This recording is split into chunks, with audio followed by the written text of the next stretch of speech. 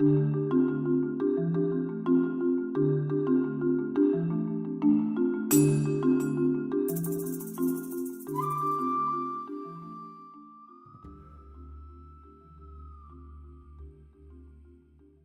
shown your duty to God. And they said, sometimes I don't believe in God. All right, fair enough. One of those kids is mine. And I'll say to him, what have you done to take care of where you live, this earth? And he'll say, oh, I did this conservation project, and I do this, and we recycle. And I said, so you're taking care of a planet that is not just your own. And he said, yeah. I said, well, then aren't you taking care of something that was not created by you? Well, there was the Big Bang Theory. I said, well, that must have came from somewhere, from some power other than you. And he said, you're right. I said, well, then I think you're kind of doing your duty to some kind of other power, and it might be a God. And he's like, okay, Mom. But that conversation has been used more than once by more than one scout. That's good. So taking it the bigger picture, it's not our planet. We did not create it. We've created the messes on our planet. But we have a role of taking care of the planet. So that's how you bring it back. It's one of the ways. All right, so that's a great way of going into ethics. Yeah. Speaking of taking care of our planet, how about? Do you like that segue? So these are, one of the sessions here is on outdoor ethics, and these are the goals, at least in the syllabus, of what we're trying to communicate with you all in terms of getting your scouts involved in various outdoor ethical values and ideas. So the principles of the outdoor ethics and the outdoor code, committing to making this a part of your experience and helping the scouts to develop some sense of vision for taking care of their community and the world. That's really, the goal that we're trying to do. One of the elements of that, of course, and we should have done this in the opening, is the outdoor code, which I'll show on a slide there in a minute. But these are the requirements that are associated with outdoor ethics. Just so you can see, this is the scout, just reading the handwriting here, this is the scout level, tenderfoot, second class, and first class, okay? So these principles at every rank, and every of these early ranks are, you need to be able to articulate that and to help the scouts to develop that vision for taking care of the planet. And one of the ways that you can do that, of course, is just a simple thing to incorporate the outdoor code in your openings, which we probably should have done here. But Okay. do you guys know the outdoor code? I'm still kind of learning it myself. We've adopted that in my I trade. periodically remember it when I'm working on it with Yeah. scouts, and then I promptly forget parts of it when I'm trying to remember it on my own. Right. One of the things that we've learned with our scouts is that they keep on messing up which one is it considerate first or conservative first? And it's alphabetical, considerate and conservation. Ooh. That's one way of remembering that. I know, right? That's a ninja trick. That was worth your $5 right there. Yeah. We got it for you. How many of you have units that incorporate the outdoor code in your openings, like in your troop openings as part of the? We're going to start doing I it. think Yeah. that's a good Yeah. idea. It is something that they would like us to do. Yeah, we've started doing I that. know before we were at, a couple weeks ago, they gave us these little cheat sheets, so, yes. Yeah. And by the way, they have those for the Scout Oath and Law too, if you have new scouts that come in as, their AOLs and whatnot, so. You have mine? No, I have my whittling chip though. I think I have my, You have all the my corners trainer, on? my right Huh? It's all on the corners? I have all my corners and my fireman chip. And you should see her when she throws knives. It's part of that ninja She's thing. definitely a ninja. So the outdoor code kind of highlights a couple of C's here. Now, I don't know if these are all in alphabetical or not all in alphabetical order. Sorry. But, clean, careful, considerate, and conservation-minded. If you kind of think of those 4 ideas, that's really the things that we're trying to instill in our scouts. And I'll tell you, here's another great example, and Janine can probably give you a sample of this as I can. This is a great opportunity when you talk about building character into the lives of these scouts, because a lot of times, scouts, like our kids, you know, don't always want to clean up after themselves. I mean, you know, surprise, surprise, if you're a parent, you know what I'm talking about. Clean your room is one of the common mantras that we have, or wash the dishes, or whatever it is that we ask our kids to do. And a lot of times they take the path of least resistance, and that's to just run away. You know, my kid's favorite thing is after dinner, he always conveniently has to go to the bathroom. So it's like, you know, I'm starting to figure that out, but it. I distinctly remember my little brother doing that every night after dinner. And so this is a great time to have conversations with scouts and campouts and things like that when they're tired, or at the end of a troop meeting, you know, when things need to get put away. You know, again, we can bark at them and make them and pull the parent card and that sort of thing. But the other option is really to have a conversation with them and to help them see the value of cleaning up and taking care of our environment. And this is another conservation-minded, clean. Those are great things to incorporate into your troop activities. Things like, I know where I live in Mendon and in Honeyway Falls, we'll occasionally take our scouts out on something like the Lehigh Trail and just go for, you know, an hour-long trash pickup, you know, with a couple of 5-gallon buckets and some of those little clawy arm things. Oh, they love those clawy things. Yeah, they're awesome. So, you Kids know. with toys, they're much more willing to try this kind of stuff. Right, exactly. Yeah, because of course bending over when you're 13 years old, that's really It's challenging. horrible. Ground is yeah. so far away. What are the principles of leave no trace? Anybody want to hazard a guess at any of those? I look at my cheat sheet. Oh, you can look at your cheat sheet, I guess, yeah. All right, so the first one is plan ahead and prepare. You got that? Did you get that? Yep. You're writing something down. I'm writing it Ah. Second one is travel and camp on durable surfaces. Got it? Second one, working on it. Write it down. Write it Very down. clever there. Ah. Steel home? Yeah. Yeah. The third one is to dispose of your waste properly.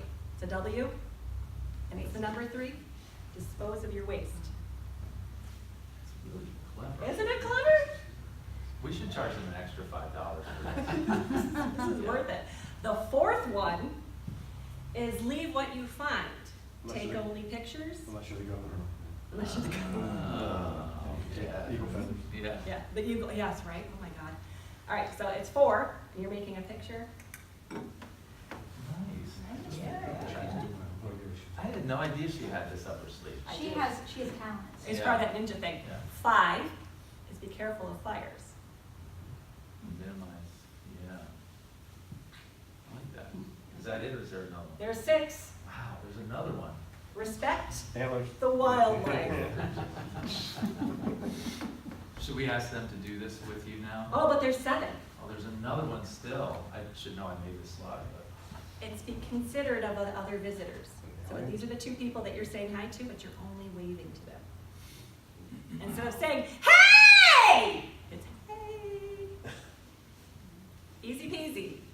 So when you have that one kid who still needs a job for his rank advancement, leave no trace trainer is one of them. Teach him those 7 things, and you automatically have a way for him to stand in front of the troop before your next camp out and teach. Remind them, everybody, 1, 2, 3, and the kids get it like that. That's your role of We did get this on trace. video, right? It's on video. All right. Yeah, this is gonna be YouTube. Yeah, she's gonna be famous. I actually learned all of that from a person sitting in a chair just like you a couple of years ago at this training. Digits. So can you repeat that quickly? So it was plan, Plan ahead, so do it with me. okay. Yeah. The EDGE method. Plan ahead and prepare. Come on, do it with me. Yeah. 2 is travel. So we're walking, finishing the walk. 3, take care of your waste. 4, be what you find. Click, click, take pictures. 5, I like that one. take care of your fires. 6, wildlife. And 7, be considerate of the others. Very nice. There are a lot of, if any of you get into this stuff, there's a lot of interesting aspects. Particularly this one is kind of fun to talk about. And actually minimizing campfire impacts is another. It can be quite challenging really because we're used to building fires the way we do it with our wood and all of our things. But actually building a campfire, can you build a campfire in a location where when you're finished, no one knows there was a campfire there? Can you do that? Like taking the turf, lifting the turf off of the site where you're building the campfire, setting it aside, digging a pit, building a fire in the pit, getting rid of the ash, and putting the turf back on so that when you walk away, nobody knows there was a fire there.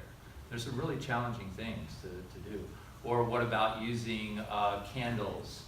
If you're in a place where you can't have a fire as such, or you want to minimize the impact, where you'll use candles and things like that. Or if you want to cook something, instead of doing it over an open fire, you do it over a stove, some kind of a... Or using solar fans. Yeah, exactly.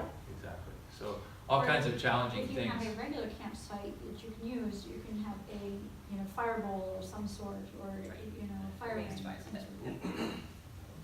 So actually, I'm gonna go back a slide. Sorry. Number 3 came up for me as a unique situation when we did the Massaweepy Outdoor Challenge a few weeks ago. Because as a woman, all of my womanly parts still work. Winka, winka. Mm-hmm. So what am I supposed to do when we're climbing the high peaks and doing backwoods camping, and I have to dispose of all of my personal waste properly? And this is going to come up when you start having girls in your Pack it in, units. pack it out. Ziploc bags. Ziploc bags that are colored. Like opaque? So you know how at Halloween time So buy you at can find Christmas. Ziploc bags that are orange with faces on them? Or the ones that are covered with Avengers that you You can't can quite also- see through? You can also get them in tinted colors. Tinted and colors, yep. Sometimes I like the Ziploc bags just as freezer a bags. personal item for They don't any break. scout. Freezer bags Very don't good to break have. and they don't. They're excellent. It's just something to keep in your back of your mind. Ziploc bags are our friends. Keep that thought, because I have a slide that relates to that. Excellent. in just a minute, but, so the principles then of tread lightly. What are those principles? Any idea what those are? So no stomping through the wilderness. No stopping through the wilderness. TREAD. Okay, travel responsibly. Yeah. Ooh. Respect the I rights of others. never put that together. What's that? I never put that You together. never put that together? No, never Really? put those See? two, no. Yeah, these guys are really getting their money's Do you have that one printed out somewhere? No. Yeah. And I don't even know if it's in the scout manual. It might not be, I'm not sure. I'm taking a picture of this. One moment, please. Yeah, I hang on. This is valuable stuff you get at training sessions at Seneca You Water. guys are soliciting for tips. Huh? I think you're soliciting for tips. Yeah. That's why you need to have more than the computer. Yes. And it's what I always am saying. Yeah, well, you know, this Computer is does the not, only, you don't get this is the feedback. only class that you get to do that with, that you get to have face to face. Everything else is online. Everybody got that? Travel responsibly, respect the rights of others. So this is very similar to the leave no trace principles. Educate yourself, avoid sensitive areas, and do your part, okay? So a couple of personal, and Janine, you can jump in here too with some personal examples of this. A couple of years ago, my son and I just this year finished climbing the 46 high peaks. So You can do it with a special patch now. yeah, I get a special patch for that, yeah. This was a hike that we actually did. I believe this was a hike up Allen Mountain. I can't quite remember where I snapped this picture. But it was a marker that was put on a tree. And I was on the Adirondack Forum one afternoon and telling about this hike. And I said, oh, by the way, everybody, you need to pay attention to this little marker because this tells you to cross the trail in a certain area and make sure you pay attention to it because I missed it and I went up a wrong trail, right? So I really appreciated having that marker even though I missed it. Well, this led to a huge discussion online on the Adirondack High Peaks forum about whether or not that marker was legitimate or not, whether or not you should have that there. And there were some pretty hot debates. I mean, I was under the opinion that this was placed there by an individual, not by the DEC. It was placed there by an individual just to mark a spot, similar to what you might see, you know what a cairn is on a trail, right? A pile of rocks. That's also man-made. The DEC doesn't make those, they're made by individuals.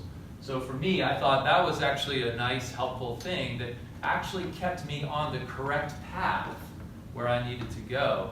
And there were a few people who were really ticked off about this idea that somebody put that there. In fact, it got so weird that, you know, there were a couple of, I'm gonna go out and hike that mountain just to take down those ribbons. So I was like taunting him about, I happened to be at Massawepie at the time, and I put a ribbon on a tree branch right next to my tent just to mark it, and I posted that just to, because I'm kind of, just to aggravate him a little bit. But yeah, so now every time I go and I see a little ribbon, I'll post it. This particular guy, I'll send it to him and say, nah. So wait a minute.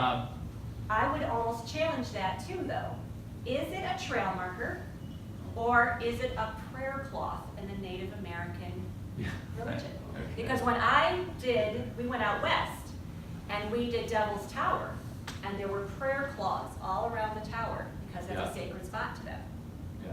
And they're strips? They're strips of cloths that are tied to the trees. That looks like And if you landscape. remove them, Yeah, it's. yeah. This was a trail marker. This was definitely a trail marker. But yeah, it actually generated, and this was among adults, you know. But these are the kinds of discussions that are actually worth having with your scouts about, you know, whether or not stuff like this is valid or not. You know, I had to remind this person on the Adirondack Forum that, you know, the DEC, the official markers, people go out and nail things into the trees, which you and I would probably say is not a very good idea, yet that's official and that's allowed, okay? So these are the kinds of ethical decisions and ethical choices that we have to navigate. You know, I'm not gonna tell the DEC what to do, but that seems to me to be pretty destructive. So you have to weigh the benefit versus. Right. So the benefit of that is that people aren't walking where they're not supposed to. That's right. Destroying, you know. That's right. Tens of acres, if you added them all up, hundreds Right. of thousands of Right. acres of territory. This marker on Allen Mountain, it is on Allen Mountain, I'm just not sure if that picture is the right picture or not, but this marker on Allen Mountain asked us, was pointed the way that you cross over a slide to go up the correct trail to the summit. So there were two trails, one on each side of this slide of Allen. If you've been up to Allen Mountain, there are two trails, one on the right and one on the left as you're going up to the summit.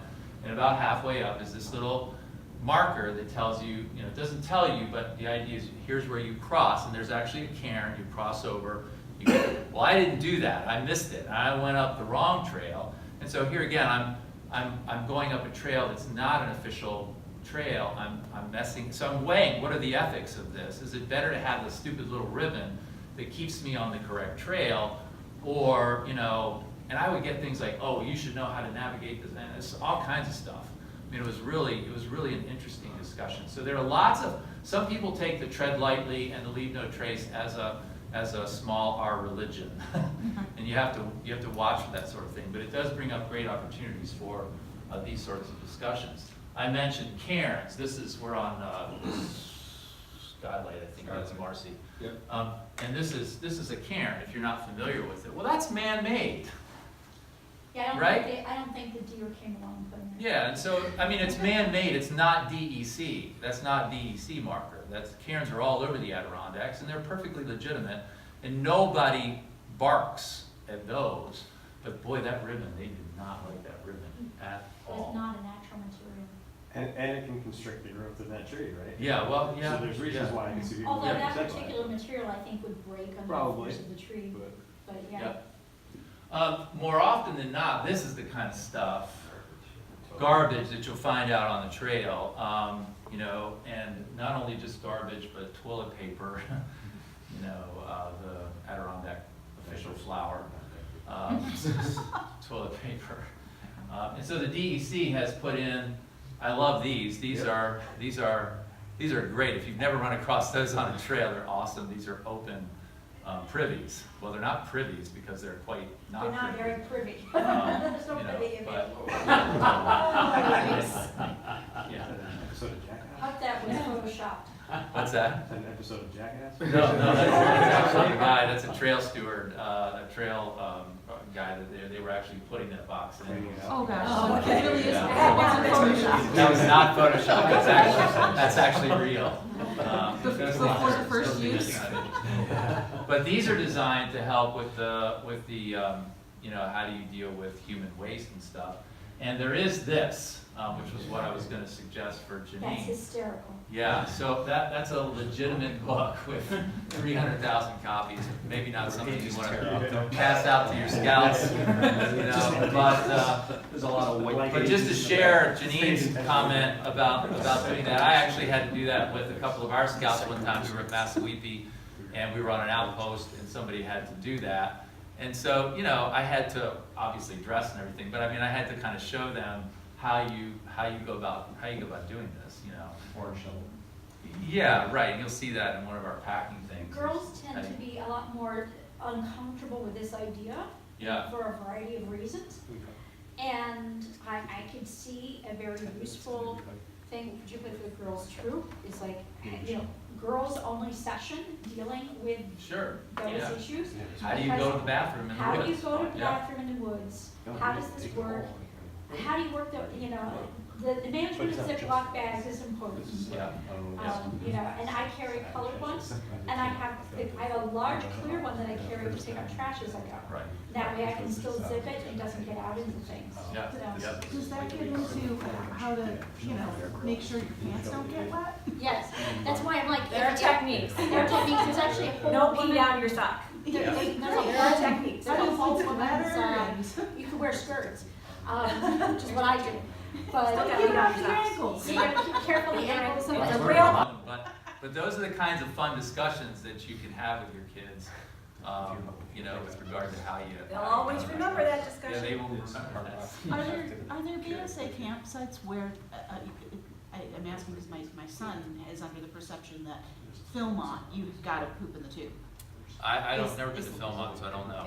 I just didn't know if there are Yeah. BSA There are certain places that places, yeah, that- require Yeah. it or not. I would love to be able to tell them no. Oh, good Be luck in really- enforcing that, yeah, Yeah. yeah. But you know, one of the things, one of the more, Ask a question. Is it a paper towel tube? Like, what? oh, yeah, you don't even Oh, want but to that's know. not. No, I do wanna know. That's, I absolutely want to know. Google it later. Yeah, Google it, yeah, Google it, Mark. I want my $5 back. Yeah, just put it this way, you'll have to gouge your eyes out after you see it.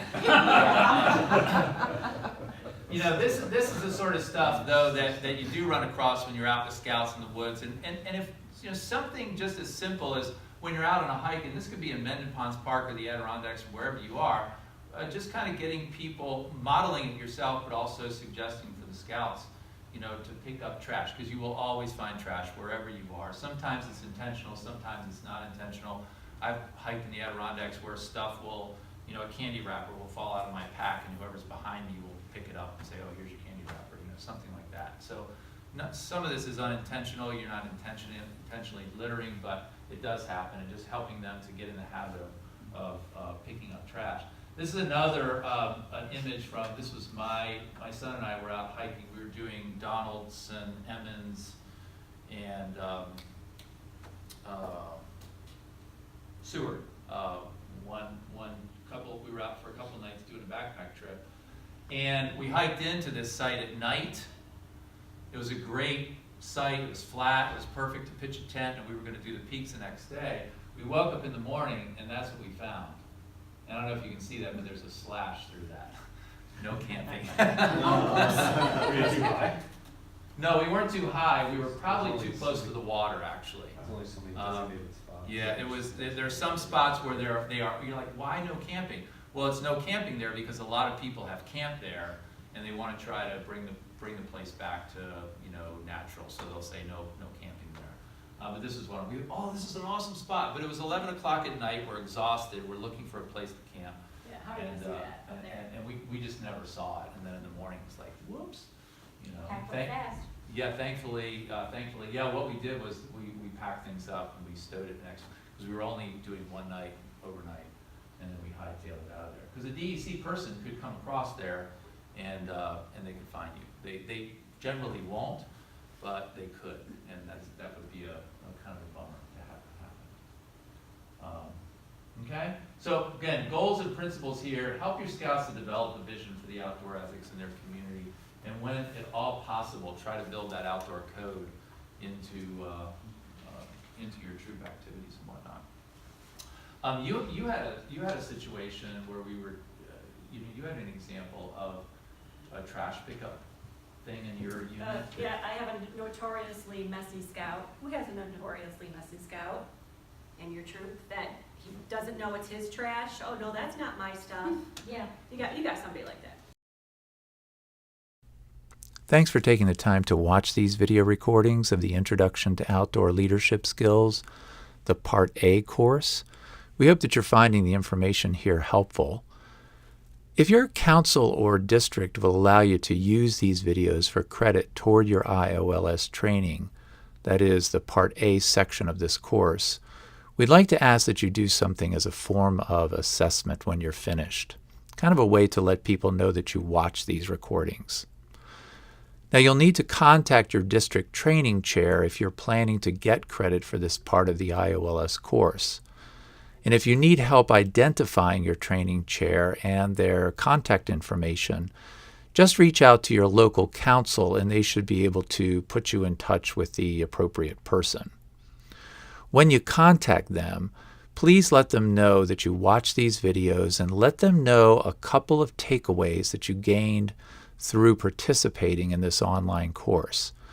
Not only will this assure them that you watch these videos, but it might also help us to make sure that what we're offering here serves the needs of our volunteers.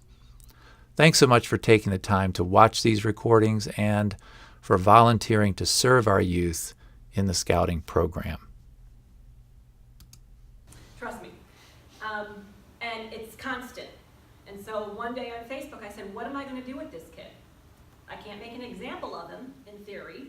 I can't make him do 50 push-ups every time I find his candy wrappers or whatever it is he's left behind. What am I supposed to do? And I got great advice from my scouter friends on bringing it back to the oath and the law and the code. And thank God you guys talked to me about this, and there's a great podcast about this, on how do you bring back boys to what we're teaching them. And so the next time that we were all together, that same kid there was there and something fell out of his pocket. And instead of everyone yelling at him, I said, come here a minute. That fell out of your pocket. No, it didn't. Okay, if it didn't, who else's could it be? Okay, it's mine. If you're not fessing up that it's yours, what part of the oath and the law aren't you following? All of them. I said, no, be more specific.